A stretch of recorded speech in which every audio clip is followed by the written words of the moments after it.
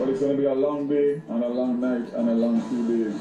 Nobody can prepare for a Cat 5, and there's very little, if any, structure that can sustain a Category 5. Whether it is block and steel, whatever it is, it just doesn't have the capacity. So we expect major devastation of infrastructure and of life and livelihood. Right now on Fox Weather, a violent, life-threatening major hurricane Melissa is pummeling the island nation of Jamaica. The storm roared ashore today, noon local time, on the southwestern coast with historic intensity. That's by any modern measure. 185 mile-per-hour winds at landfall, a minimum central pressure of just 892 millibars. Melissa is officially tied for the most intense Atlantic hurricane at landfall on record. This is an especially dangerous all-time storm. Intense impacts, they're continuing to rage across the islands. It's expected to be one of, if not the most destructive storm in Jamaican history. We have a team live on the ground there, and Fox Weather hurricane specialist Brian Norcross standing by with his analysis of the 5 p.m. update that just came out from the National Hurricane Center. It's all right now on Fox Weather Now.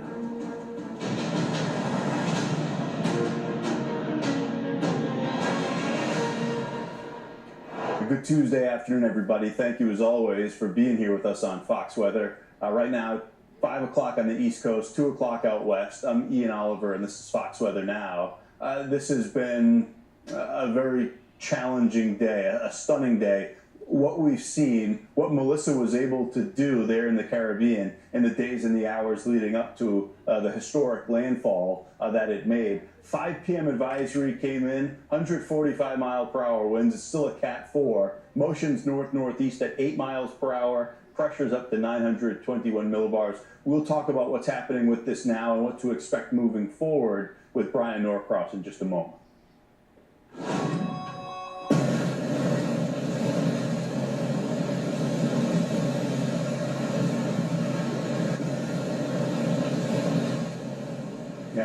That's new video out of Treasure Beach, Jamaica. Monster hurricane in Melissa. That's what a Category 5 hurricane looks like. This was described, some of the messaging by the National Hurricane Center. I know it's something we've been talking about this afternoon on Fox Weather, but the verbiage used is an awful lot like what you would see in a tornado warning or a tornado emergency, because that's effectively what hit southwest Jamaica, a giant tornado. When you're talking about a Category 5 of this magnitude, extremely dangerous and life-threatening for the residents.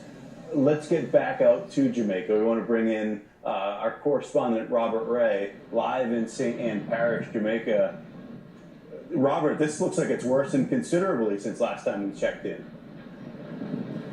Yeah, it is. It definitely is. Yeah, these are the strongest winds so far that we've experienced here. And again, I have to stress this for our viewers. If I lose you, we are operating solely on a battery power generator and Starlink right now, including how I'm listening to you via Wi-Fi. But yeah, we've got some pretty good strong wind gusts coming through here with driving rain as well. Vegetation everywhere just swaying back and forth.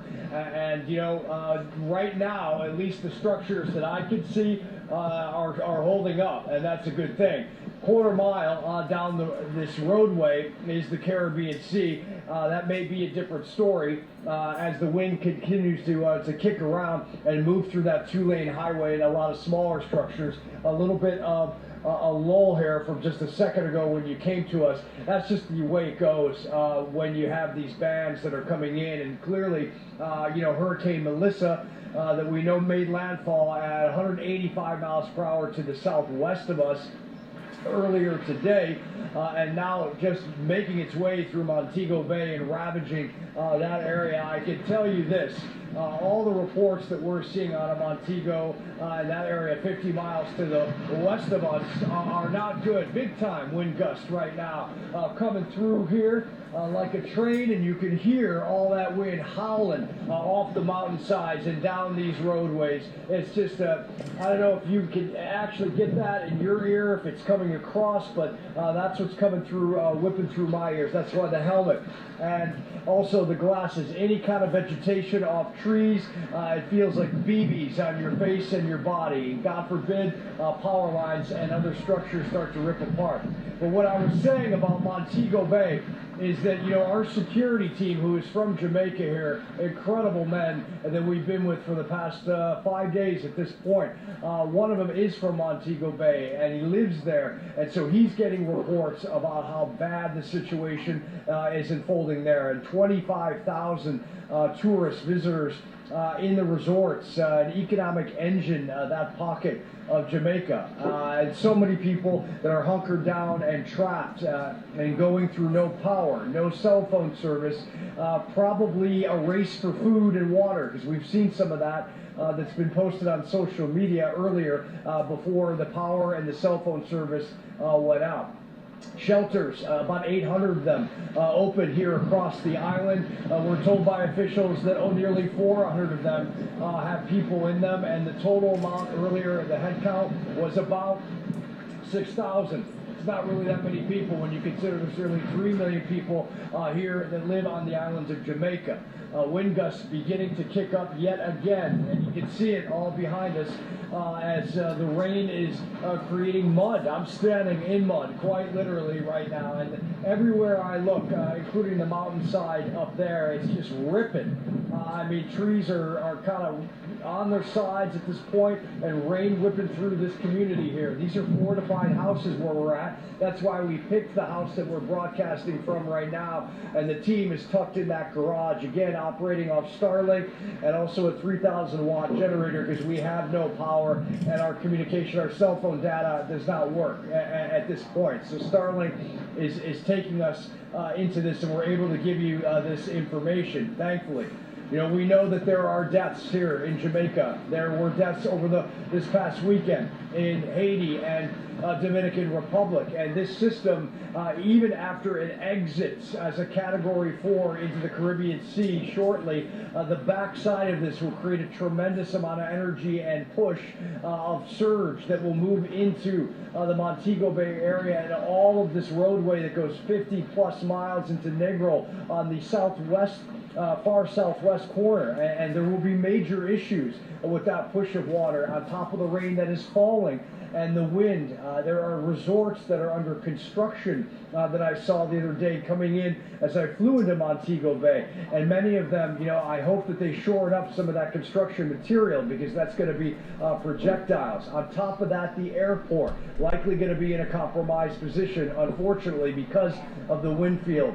And you know, we hope that Kingston stays in place, the capital. About 1 million people live there, because that airport will be a lifeline for aid to come in here and also to get people off of this island. World Food Organization is here. Other aid groups, and other aid groups will be making their way in.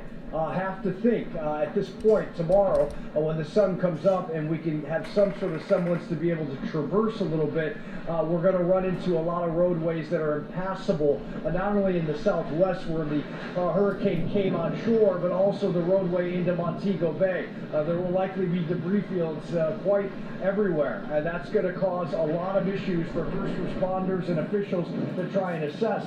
But the Jamaican government, we know, is ready when they can take off with helicopters and also get on the ground and try to help people. And the 25,000 plus tourists that are on the island over there are going to be wanting some help, I can tell you. Certainly, being locked down and without cell phone service and no power, very uncomfortable. And there's a big wind gust, just kind of took me off my feet. Had to land a little bit there. I have to think we are approaching perhaps hurricane force wind gusts here.